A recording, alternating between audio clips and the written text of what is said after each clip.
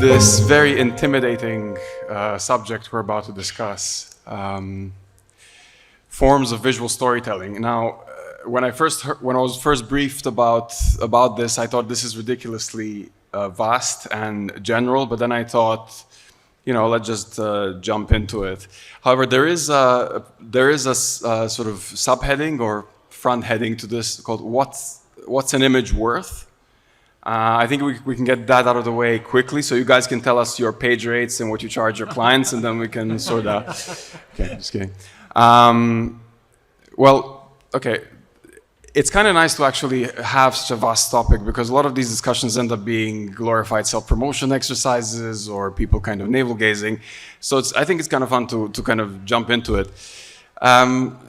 But first, of course, I'd like to introduce our panel, which I've described as illustrious, and I am sticking to that. To my immediate right is Joanna Demarco, who is a Maltese photojournalist whose work was published in avenues such as the Washington Post, the BBC, National Geographic, the Times, the Guardian, and many others.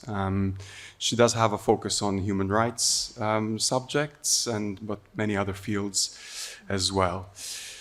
Next to Joanna is Gattaldo, a creative director born in Malta, based in the UK, and an illustrator whose most recent work is Fearless, which is a children's book about Daphne Caruana Galizia. So that's quite a feat that we can get into during the discussion, and which has also been published in Maltese by Emmanuel Mifsud recently.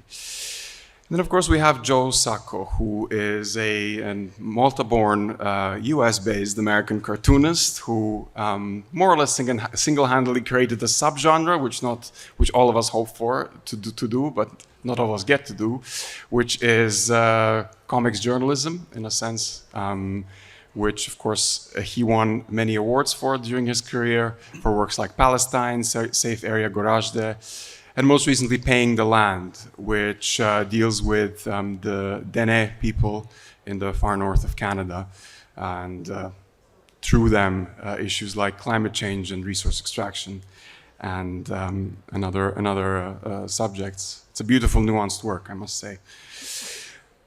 So yeah, jumping into the vast topic, visual storytelling. So we need to run really quickly because we have to cover it from cave paintings to AI art. So let's start now. But no, I'd like to sort of crack the egg, because I think the three of you will have a much more interesting conversation without me interfering. But I'd like to just sort of crack that egg and get that going. And I'll go in the same order. So. Oh yeah, naming conventions are very important, since we effectively have two Joes on the panel. So I will refer to Joanna as Joanna, even though I refer to her as Joe otherwise, and Joe Sacco as Joe, of course. So, Joanna, when you hear the word visual storytelling, what does that mean to you in terms of the word itself, the term itself, the expectations placed upon it, perhaps, and how it applies to your own practice?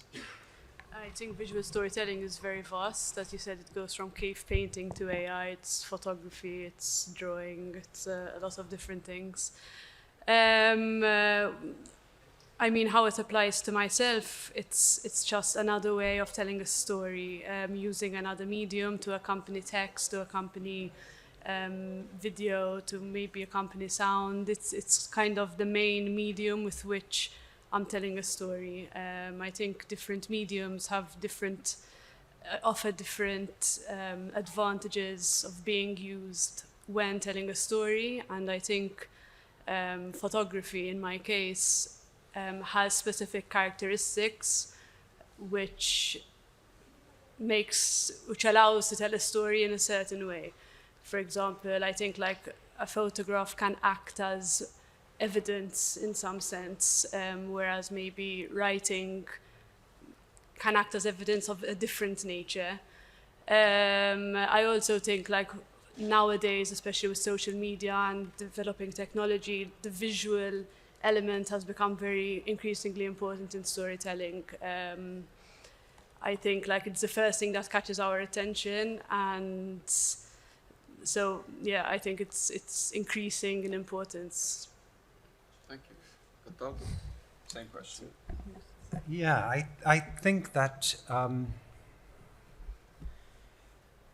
pictures, in a way, have always been what catches your attention first, and more so in a time as the present where our attention span is even shorter and getting shorter.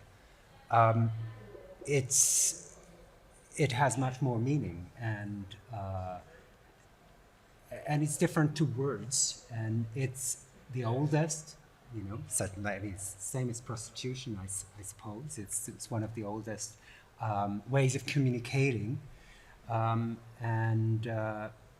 yeah, in my sphere of work, because although you mentioned the book, and that's a children's book that I've done, but mainly my previous experience is that of art director in advertising, and there again, the image says so much more, and it's so much more important than the copy most of the time. It takes, in fact, it's the thing that goes on top. I thought about making the prostitution comparison, but I didn't in the end. So thank you for taking that leap yourself. I apologize. No. I thought it was too risky, but thank you for doing that for me. Joe, same question for you.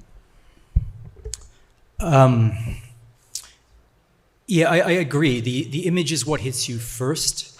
That's what I think the power of, I think for a reader, of opening up a book and there's images, that's what their eye is going to go to. And I definitely think, as Joanna said, all mediums have their advantages. And I've always thought the written medium has quite a lot of advantages too, because it allows the reader to create images in their head. And what I'm doing really is creating my own images, sort of filtered through me, which gives them a sort of subjective element. And I've always liked the subjective element of something like drawing, because it's a hand that did it, a human hand that did it. And so I think of it as a very personal medium, one that expresses the artist's self and whatever they're looking at. But I'll also say, because it's what I do is comics, the word is also very important. I feel that words are just part of it. So in a way, I don't even like to separate, in my case, the images from the words. In fact, when I lay out a page, I put down the words first, and then I draw the images, because the words are really important to me. I don't know, Joanna, if you want to kind of follow on from this, because as a photojournalist, not always, but sometimes your work is put, ostensibly speaking at least, in service of an article or a piece. And so I'm wondering what your experience of that is in terms of the brass tacks of what you have to consider logistically and even creatively to get the most out of that, but also, what goes into it in the background for you. When taking a picture? Yes, when taking pictures for articles and so on, the relationship between the word and the image, and what you find yourself having to bring into that whole hybrid, let's say. I mean, I think text gives more of a context to an image. Sometimes you look at an image and it doesn't really say much. Maybe it's a beautiful image, but it won't say much. And then once you read the story around it, all of a sudden it's a powerful image. So as Joe said, I think they do work hand in hand, and I think they do strengthen each other. There's a strong relationship between the two. I mean, with photography, information and knowledge is kind of the key. The more you inform yourself about the topic you're photographing, the more likely it is that you're going to spot images to take, because you're going to take them consciously from the knowledge that you know about the topic. So I think as background information, there's a lot of research that comes into it. There's a lot of educating yourself, following up on issues that you're covering. So yeah, I think that would be the bulk of the background work. I mean, something that you the cat is just walking. Something that you mentioned, that you sort of implied there at the end, is the process of selection, choosing what to cover and choosing what to focus on. I was gonna kind of pass this on to Cataldo, somebody who's worked as a creative director with a graphic design mindset as well, perhaps, and you know, has a sensitivity of what catches the eye. When applied to a project like Fearless, with the necessary adjustments for age sort of comprehension, let's say, what was the process like there, telling the story of Daphne, but not just it being the story of Daphne, but story about a journalist in a particular situation? What was the process like of selecting both the words and the images? Because of course you were responsible for both in a sense. Yeah, I mean, there's an advantage to doing both yourself, of course, because you can work on both at the same time. And I believe that in a picture book, and I suppose in the same with yourself, I don't know, but they have to work together, but not say the same thing. And this was my first children's book, and so and it was particular also because it had to do with a real story. So you had to do your research first, and then you had to make sure, obviously, that it was all correct. And so I did, to a certain extent, cheat a little bit and introduce a lot the words before, but they changed a lot when I started working on the images. When it comes to sort of how images work in the book, I mean, I used a very simple trick, let's call it that, to have the main character show much more because of the color. It's the same kind of thing that sometimes is used in film, no? Where I don't know, in a particular scene, the protagonist is wearing a red dress, or so there's that, and the rest of the image tends to be sort of quite grey, and only at the very end does it become more colourful. It's almost like I wanted to say that the protagonist was giving colour to the world around her. And there were some interesting elements, like, for example, the choice of depicting, I guess, the institutionalized corruption that Daphne was fighting against. You kind of create these monstrous figures of very men that were kind of haunting her. And yeah, because obviously the some of the issues that we encounter as a country, as other countries do as well, is misogyny, and we were just talking about that, weren't we? That, for example, women journalists encounter not only, let's say, if I don't agree with that particular journalist, I'm going to say, I'm going to be angry at that journalist. But not only that, there's the misogyny that I would say, well, how dare you? You're a woman. How dare you say that? And I think, that's what I tried to encapsulate in that spread, where there's a hydra, but it's made out of grey-suited men, politicians, be it businessmen, be it powerful men. Yeah. And Joe, like, one thing that struck me when you had your conversation in this very room a few days ago with my former colleague James, inevitably the bulk of the conversation ended up being about the politics behind your work, about the polemical nature of it, not so much on the visuals. Interestingly, the audience kind of brought that in, so I guess they felt the need to fill that lack.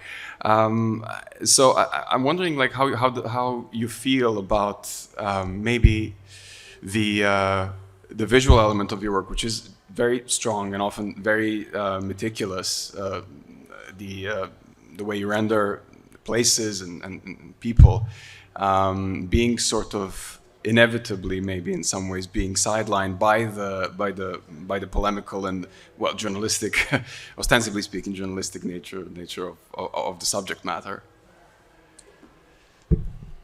I mean, drawing for me is a pleasure. So I love doing the journalism, I love interviewing people, and I really love to write. I mean, I spend a lot of time on the script. And the difference between the writing part of it, I'm not sure how it works for you, but the writing, I never know how long it's going to take. I cannot judge. Don't take this the wrong way, but drawing to me is like digging a ditch. I always sort of know how far I'm going to get each day because I know how I draw. But it's hard to sort of describe the drawing part of it because I just enjoy it so much, and I enjoy the opening up the ink bottle and dipping the ink into the inkwell, and I kind of want that to show. And sometimes people emphasize things for me. For example, the book I did about indigenous people, they have such a love of the land.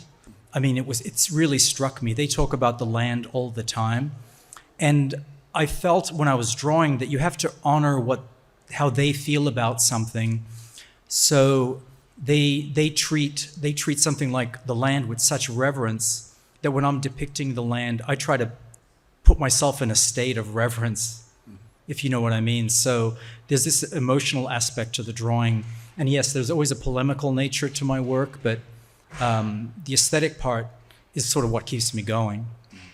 I think it certainly comes across in Paying the Land. I mean, those first few pages especially, where you are kind of, it's a trip through time in a sense, showing the old ways and how but of course in other parts of the book as well. When compared to something like, for example, Sejferja Gorazde, which is very busy, much busier. In a lot of ways. Well, I was very influenced by, let's say, busy artists. I mean, I was influenced by Robert Crumb, because I think we all have our influences in what we do.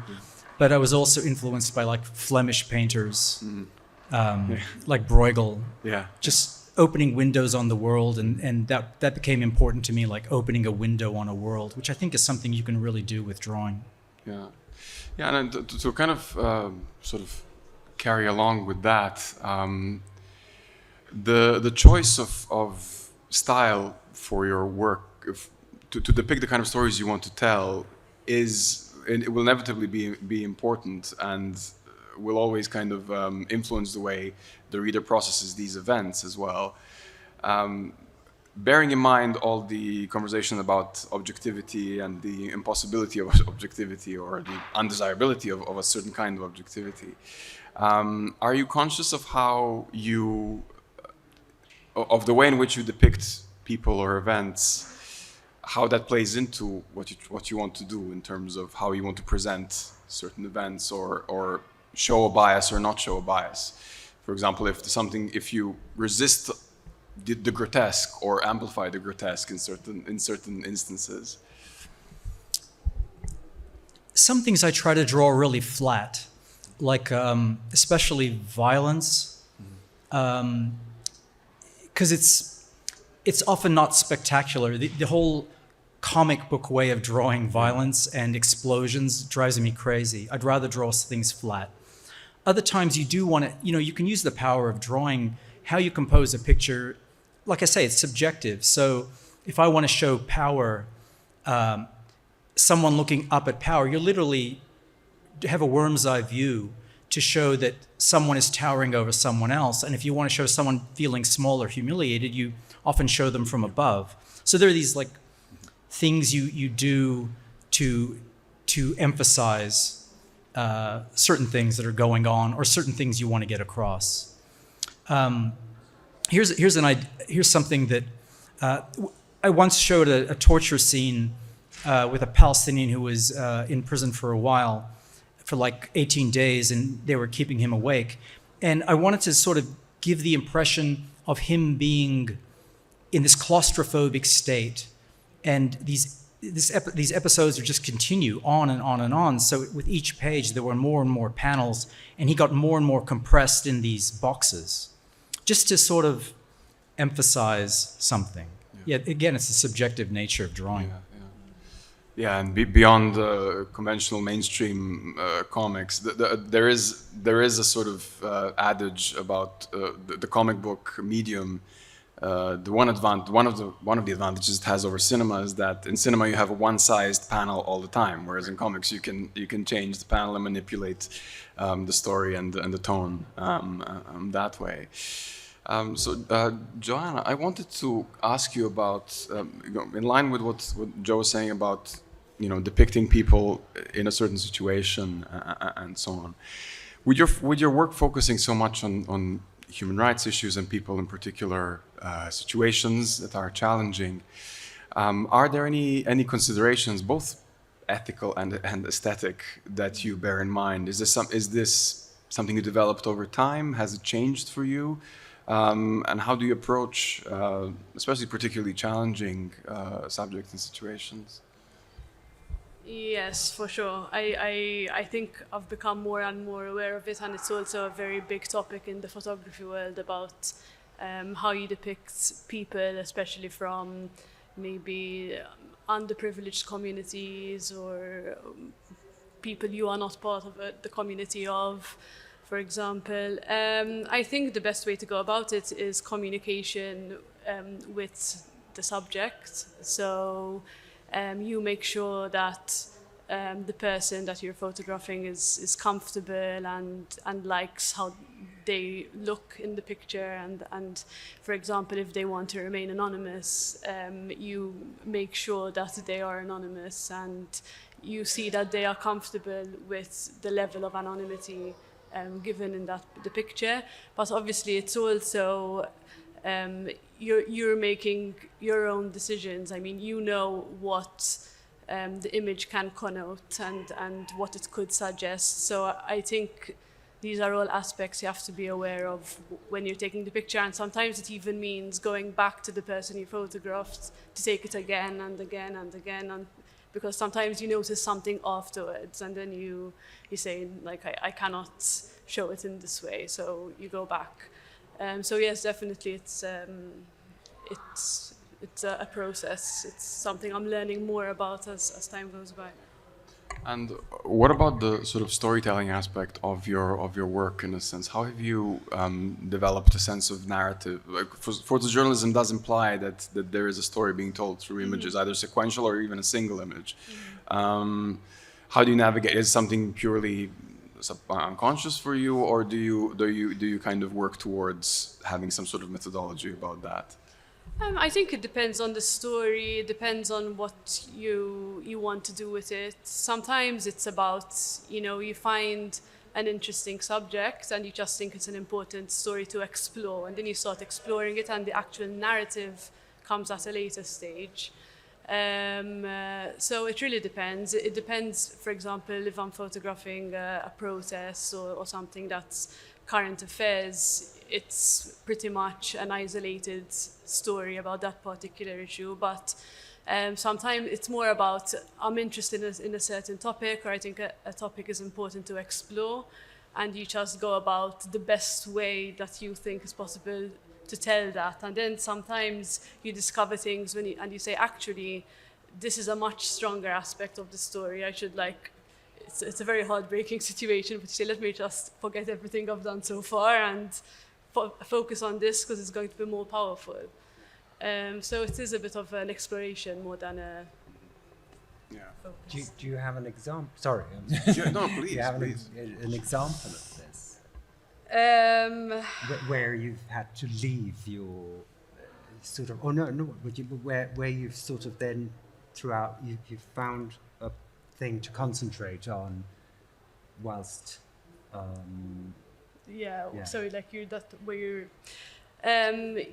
so for example, at the moment I'm working on a project about an asylum seeker who has a prolonged court case hanging over his head.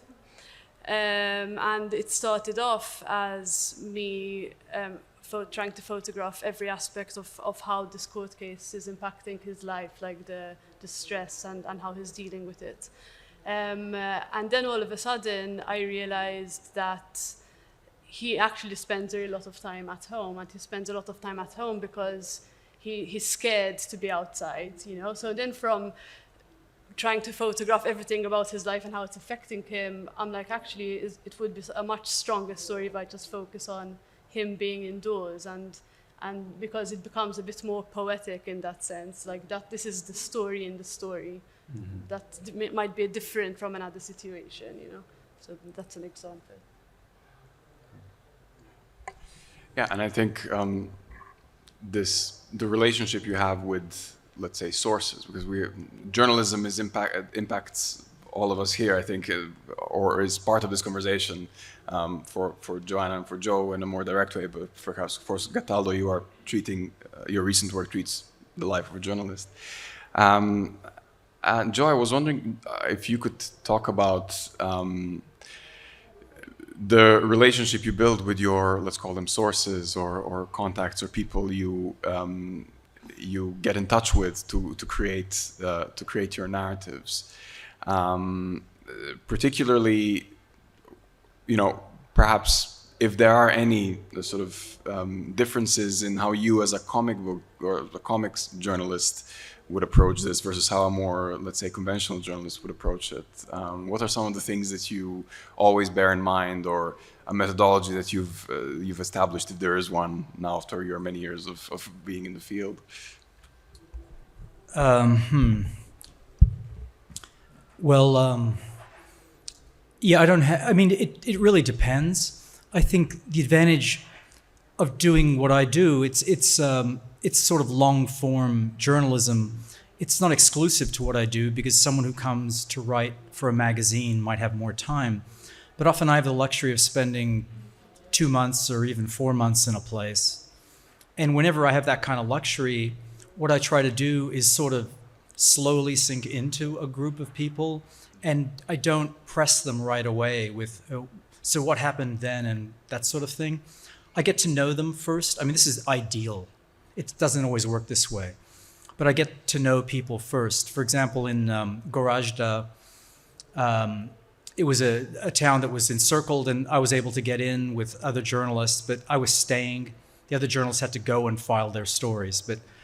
But I got to know the people, they got to know me, and then I would ask the questions, and then they would answer them. So it might have taken weeks to get to that point.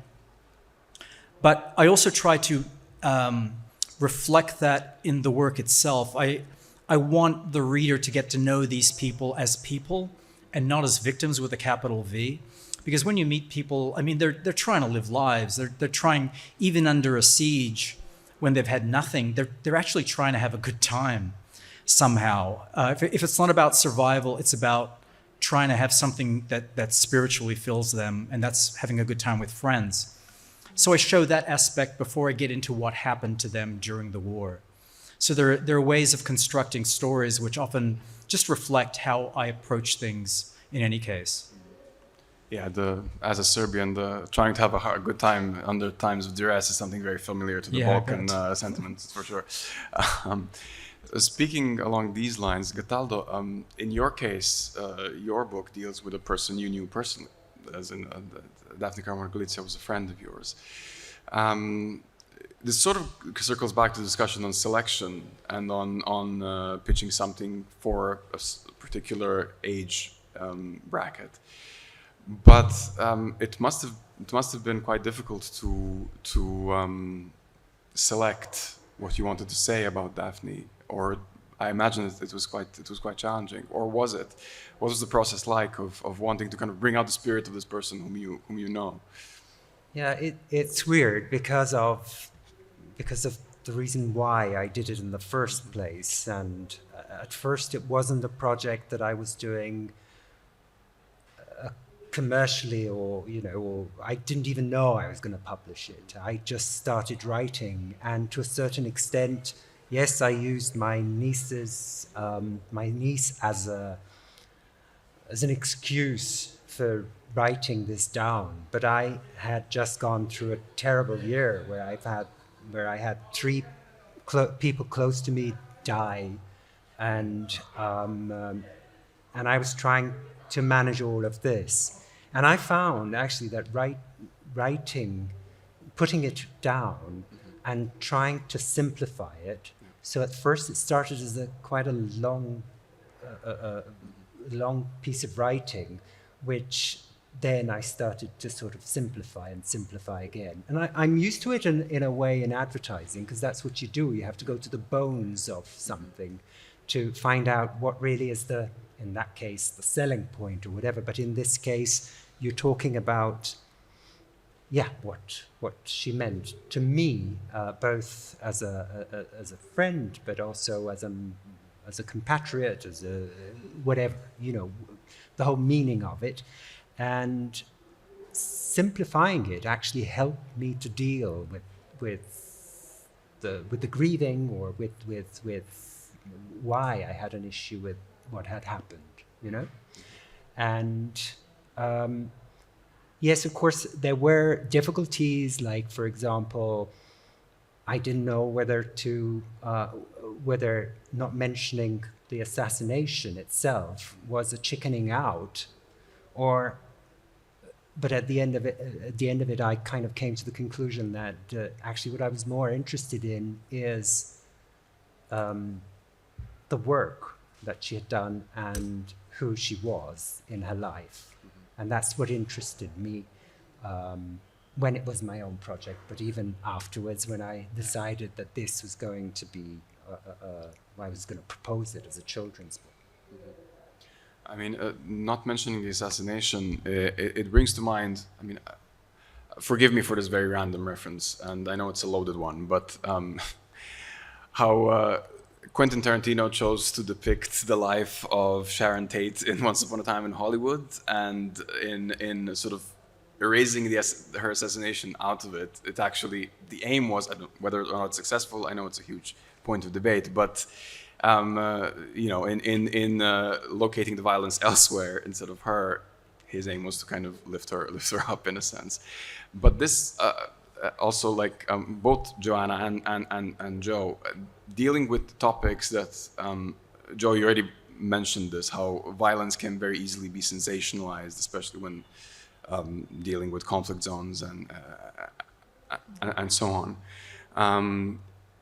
Is this something that's always at the forefront of your mind, to not sensationalize violence, or to, of course, again, going back to Sejferja Gorazde, there are horrific instances, but as you said, there isn't any, and there are some even instances of graphic violence,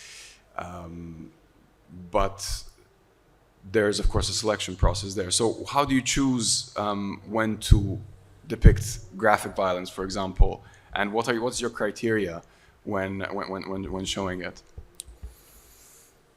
Is it a script thing? Is it also? I always judge those sorts of decisions by what I can take, because there are things I can't take. It's very hard for me to watch documentary film footage of people being killed. There's horrible images that came out of South Africa, if you remember, where people had a tire put over their head and the tire is burned and they just run around till they die. Just watching people getting killed in reality is just something really awful, and I can't deal with it. So the strange thing about drawing is it sort of allows people to look at violence, because it's not real. And it's sort of a filter that allows you to actually look at what violence does take place. That being said, you can really overdo it. If you see a Marvel comic, every image is of a fist punching a jaw. You can always draw that instant. You can always draw the mortal instant when someone is being killed. But I feel like there is a balance. You want to show the reality of violence without overdoing it. And the thing in comics that you can do is you can you can show a situation where it's sort of before and after with nothing in between. Yeah. And you can actually sort of make the reader do the violence because you don't depict it, so the reader has to fill that in. And I mean, so there's ways you can sort of work with it, but definitely the last thing I want to do is sensationalize it. Because I mean, to me, it's always very, it's kind of squalid and ugly. So. Yeah. And Joanna, I mean, we all know our Susan Sontag. At least I hope we all do. Photography and depiction of, maybe in your case, you didn't actively depict instances of explicit violence, but certainly the kind of work that you do, especially, can potentially be instrumentalized for sentimental reasons. We can, your subjects could, in lesser hands, perhaps, be depicted in a way that doesn't respect their full dignity. You gave us some idea of how your process works to try and avoid that. But how conscious are you of this sort of going in, and what are some of the ways in which you try to avoid this in your work? Do you mean in how they're depicted? I mean, I think, just as I said before, I think it's for me, it always starts with a conversation and an interview. And it's hearing a story and trying to find the best way to tell it. So it's kind of an interactive process where I'm not just making decisions on my own. I mean, for example, in a recent project I did about the conditions of detention centers, for example, I chose to speak about the stories through objects as one of the main focal points to show the conditions, which is, you don't see much of the conditions through the object, but the object has a story in itself, and it's one way of speaking about the conditions without actually maybe showing something, not the conditions themselves specifically. So for me, it's also finding these different ways to tell stories which kind of divert from the norm of what you'd usually expect to see associated with such stories. I think I phrased my question quite poorly. Actually, I apologize about that. I think what I really wanted to, which you kind of answered it, how I went. What I really wanted to ask, I suppose, is people will have inbuilt assumptions on certain subjects and certain topics and certain narratives, and and I was wondering if you're conscious of this going in, and how you sort of frame the images in them. No, yes, definitely. I mean, I also follow what's being shown in photojournalism worldwide quite closely. So, and you always want to kind of do something that's a bit different, just because you can. It's something you can tap into, and it will have a bigger impact as well because it's something different, which people might not be used to seeing. So yeah. So Cataldo and Joe, we can start with Cataldo. How do you feel about the supposed primacy of photography versus the kind of work you do? I mean, the idea that photography is the pure image, which of course we know it's bullshit, but the idea of this photography is the ultimate objective representation of reality, and that any other form of art will now obviously be playing catch up, at least in terms of representing it. Does that impact your work in any way? Do you use photography as a reference point, or are you countering it? How would you respond to that? I do. I certainly do use photography sometimes when I want to, a reference to something. But then I take the liberty of changing it. But I think even with photography, I don't think it's necessarily, as you said, with the objects, for example, that you presented, there is your input in that. In the way you frame something, and it tells a story, that perhaps that object, if you had to see it, if a normal person, you know, if a non-creative or a, oh God, I'm getting into, wouldn't necessarily see that. You've put your own personal input. And I think likewise with illustration, that's the same. I don't think there is that much difference. You're talking about the love that you put into the drawing, and there you have also the line, and you know how strong the line is, how I don't know how. But likewise, photography I think has parallel things. I don't think I've worked in both, to tell you the truth. So I think both of them can say the same things or different things. Sorry, the same things in different ways. Well, hearing Joanna talk, I realized the intentionality you have with the photographs you take. I mean, you're thinking about how to construct things and to emphasize the character of the person and what they're going through. It's interesting about photography because I mean, I really respect the medium. And I've been around photojournalists, and they're just the bravest people I've ever seen in my life. They're insane. I'm running, they're going forward, you know. So it's interesting. Do you know the picture by Eddie Adams, the very famous Pulitzer Prize picture from 1968? I don't know if you're familiar with the image of the Viet Cong captive being executed by the Saigon police chief. It's really famous. I mean, you know, he's getting shot. It's an amazing shot because it actually is taken at the instant he's killing someone. And Eddie Adams took this photograph, and he got the Pulitzer Prize for it. And he really regretted the way the image was transmitted. He actually said, photographs do lie. Because what's the context of the photograph is what he was trying to say. He actually liked that general. He respected that general, and he apologized to that police chief general for how that image followed him around for the rest of his life. And basically the image got away from him. What he wanted to show wasn't what the image showed. Now, I think what the image showed was a real reality that turned the Americans against the war.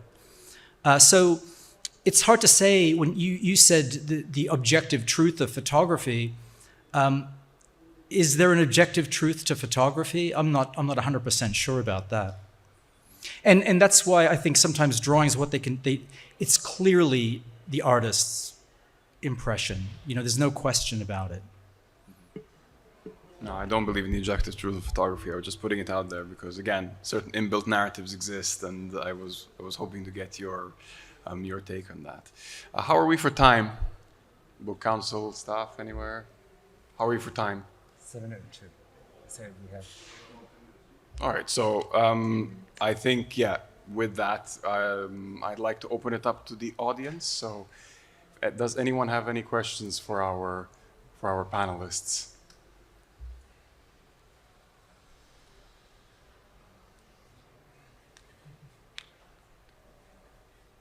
Gentleman there, do you have a mic situation or what's happening? Go ahead. I'll repeat the question if need be.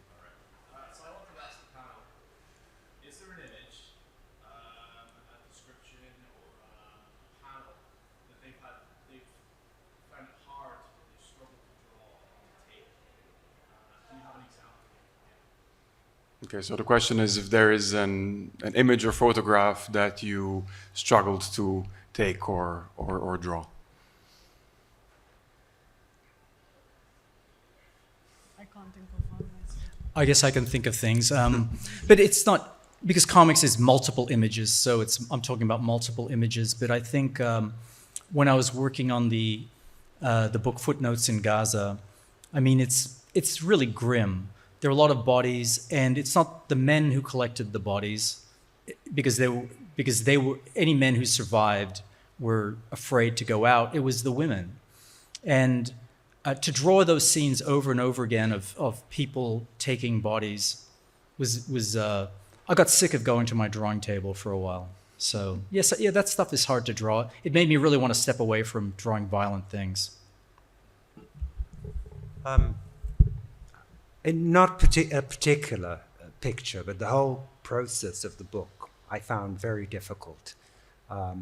So although it was cathartic in one way, but I had to deal with those emotions, and to do it with an audience in mind that are children, so you have to kind of think about that as well. So it was difficult, but I think it was difficult also because it was a subject that was very close to me emotionally, and so that made it difficult.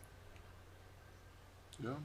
I can't think of something specific at the moment that I couldn't take. Just easy for you. Just breeze through life. No. Just nothing so difficult. Okay. Great. I'm happy for you, John. Any other questions? Yes, Dean? When it comes to artists working with writers or photography, working with journalists, for example, when it's a collaboration, when somebody's giving you the words and you have to provide the images for it, how do you go about this, for example? Again, usually, like if I'm working with a writer, usually they've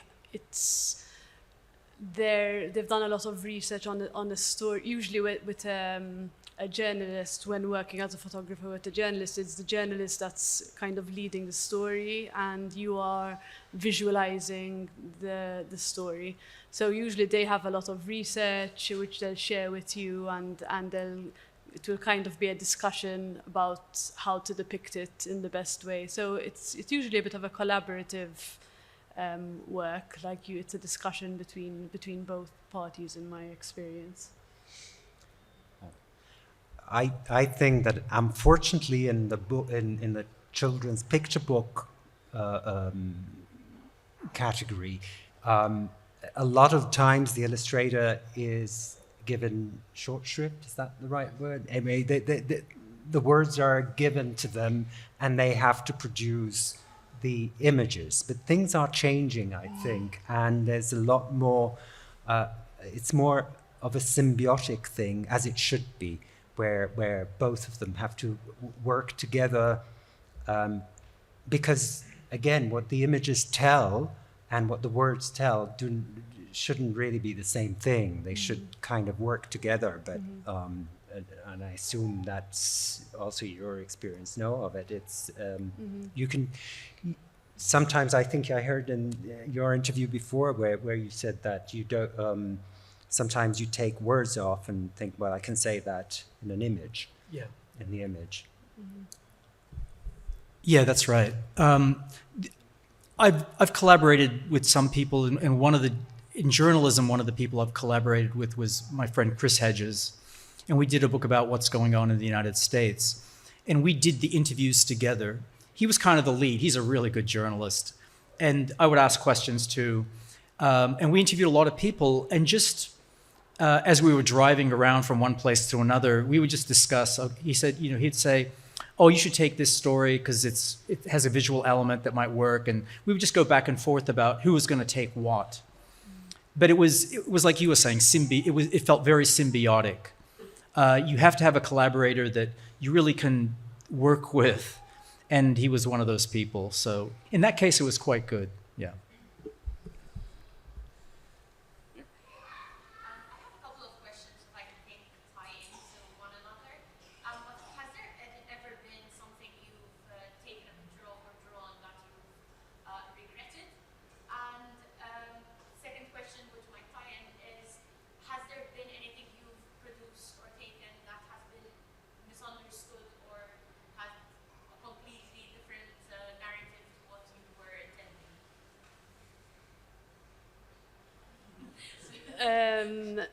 No, I think it's really important, and I think it's something that you learn the more you do the work and the more years pass. But it's really important to know what you're putting out there and kind of be sure of it and do the field research before you do that, because then once it's there, it's difficult to take it back.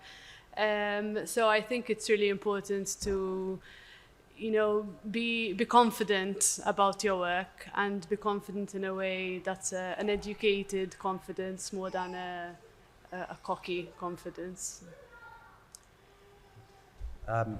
I think times change, and so what was considered to be perfectly all right years ago isn't now. So you have to really be aware of all the how people communicate now, and I don't know, let's say a basic comedy like Little Britain, I don't know if you're familiar with it, isn't now kind of the done thing. And so it's always changing. You really have to always be, especially when you're dealing with a sensitive subject, of course. I remember, and also with time yourself, also you become a bit more sensitive to all that. So I do remember one big gaffe I had made years and years ago. And it was in Malta. I had done an ad, and I thought it was humorous, and it ended up being splashed on the Times because the contributor saw it as being misogynistic, and it was kind of like a stereotype, and so I realized I had made a big, it wasn't my intention, but that's how it came across. And obviously, you realize also your own prejudices and we all have prejudices, and we have to learn to understand them and to find out why we have those prejudices. If I can add something, I think it's also good to remember, like, to work in a team as opposed to just on your own. Yeah, I mean, Sessjoni ta' qari, stand 7 tal-Aġenzija Nazzjonali tal-Turizmu, tfal jixtiequ jattendu, I jsibu can hear dan you. l-iskemp u jiġu għas-sessjoni tal-qari.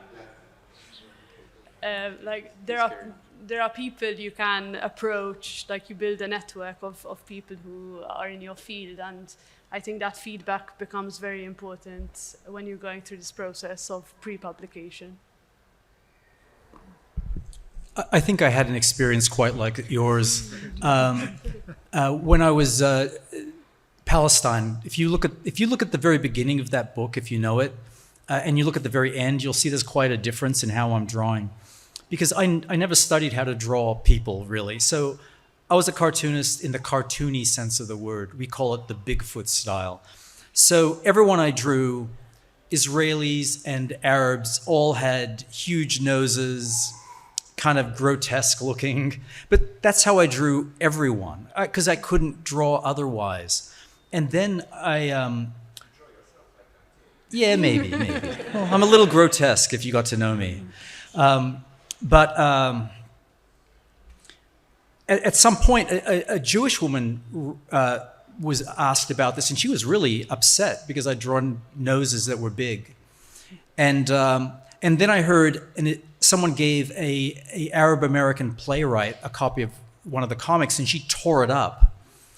And I realized, okay, I better think this through a bit. And I realized I have to draw more representationally. I have to draw more true to life, or else it's just not going to work. You have to sort of understand why people are pushing back, and you have to evaluate whether it's legitimate or not. And in this case, I thought it was legitimate. Maybe we have time for one more question. Yeah.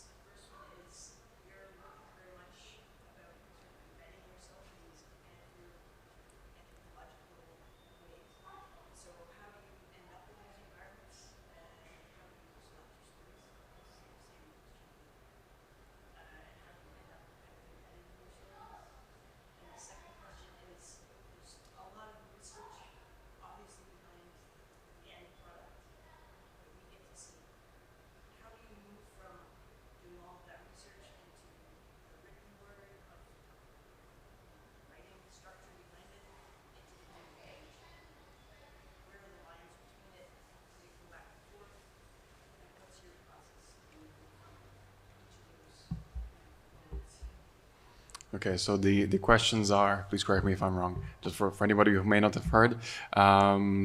Joe, how do you end up embedded in the situations that you are embedded in to write your stories in a very sort of anthropological, ethnographic sense? And secondly, the necessary research that comes in into creating your work. Is that a correct? Okay. Well, if I understand the first part of the question, how I get embedded, or is it why I choose what I choose? Is that sort of it? Well, I mean, I choose things that really hit me in the gut, because comics take such a long time to do. It had better matter to me 2 or 3 years later when I'm still drawing that subject. I have to sort of decide, does this subject matter to me that much that I'm going to spend the next 4 or 5 or more years working on it? So it has to be like that. As far as the process, that's a very big, broad question. It's a complicated answer. Basically, I go, I do my interviews, I come back.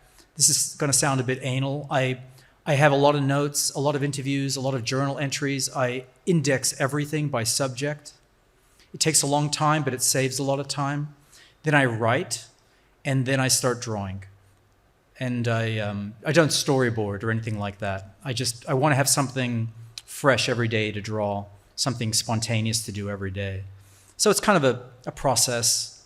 I don't do everything all at once. I do categorize things just to be a little more, it's a bit formulaic at this point. Maybe you want to talk about why you do the things you do, or why you choose the subjects you choose. I think it's pretty much like you, Joe. I think you're aware that a project takes a long time to do, and you have to be committed to it because it's a lot of time, it's a lot of energy, it's a lot of research. It can be really demotivating and exhausting at points. So it's that commitment to it that you say, okay, this is an important enough story for me, and I'm going to do it, and I'm going to see it through. Again, that is something that takes a few times to learn, just that lesson. But then personally, for me, it also depends on what the story is, because sometimes it's a project that isn't so drawn out. It can be a small project that takes a few weeks to do. So I think it really depends on what the story is. But yes, for the in-depth, long-term stories, there definitely needs to be that commitment. Yeah, I mean, if we talk about children's book, that was my first book, and I'm only working on the second one. So the first one, you know how it came about. But I think when it comes to it, with children's books, you've got to think not only of what you're interested in, but I suppose you've also, perhaps it's the advertising side of me that thinks, you know, you have to think of who your target audience are and what will sell as well.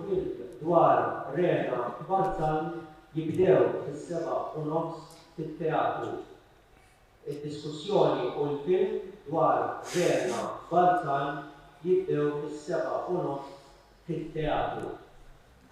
So obviously this wasn't the case with the first project, but definitely with the second project, I'm already thinking of what things will sell, what kind of book will sell. But also, I think for my own sanity, I'm thinking of, because I'm working at the moment on another story about another journalist, but I'm also thinking, wouldn't I like to have some fun as well? So and so I'm thinking of something, you know, funny that children like farts or, you know, something like that. So, yeah. If it's good enough for Shakespeare, Beckett is good enough for us. So for sure, yeah, absolutely. So I'd like to thank our panelists for what has been a very interesting and, I hope, entertaining conversation. Farts or no farts.